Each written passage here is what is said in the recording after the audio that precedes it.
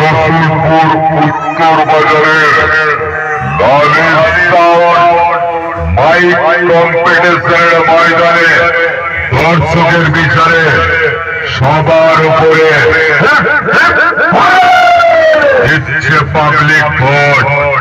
লালি সাউন্ডের সাথে কম্পিটিশন করতে এলে না, তোদের গলায় ঝুলিয়ে দেব সারা মৃত্যুর সাইনবোর্ড। আমাকে চিনিস তো?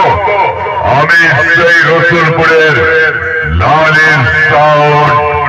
डरने नहीं, डराने के लिए आया।